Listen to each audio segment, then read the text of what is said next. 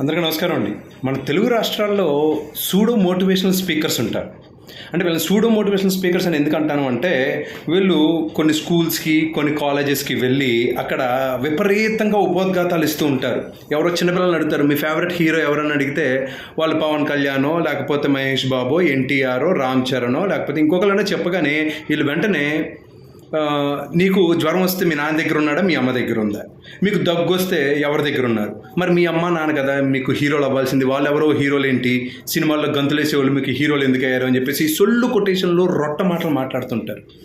ఇప్పుడు ఈ pseudo motivational స్పీకర్స్కి అంటే పేపర్లోను లేకపోతే 4-5 పర్సనాలిటీ డెవలప్మెంట్ మోటివేషనల్ బుక్స్లోను దొరికేటువంటి కొన్ని ఎగ్జాంపుల్స్ని తీసుకొచ్చేసి వీళ్ళకున్న పర్సనాలిటీ తోటి వీళ్ళ పర్స్పెక్టివ్లో వీళ్ళు ప్రజెంట్ చేస్తూ మేము కాబట్టి ఈ సమాజాన్ని ఉద్ధరించేస్తున్నాం అనేటువంటి ఒక ఫాల్స్ ప్రెస్టేజ్లో బ్రతికేటువంటి ఈ సూడో మోటివేషనల్ స్పీకర్స్కి మేము చెప్పొచ్చేది ఏంటి అంటే, మీరు జీరోలు అన్నటువంటి వాళ్ళే 7 సున్నాల ముందు 1 పెట్టి ఈ రోజున ఆంధ్రప్రదేశ్కి కానీ తెలంగాణకి కానీ వాళ్ళు డొనేషన్స్ ఇచ్చారు.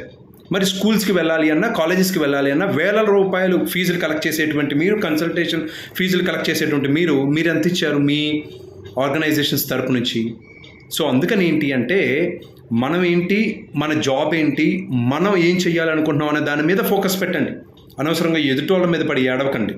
మేము కాబట్టి మోటివేషనల్ స్పీకర్సు అది ఇదని. దేవుడిచ్చిన గిఫ్ట్ ఏంటి అంటే, మీలాంటి సూడో మేధావులు అందరూ బయటకు వస్తున్నారు. కొంతమంది రాలేక మామూలుగా వాళ్ళ సర్కిల్లో వాళ్ళు కొంతమందిని నిజంగా మోటివేట్ చేస్తూ ముందుకెళ్తున్నారు.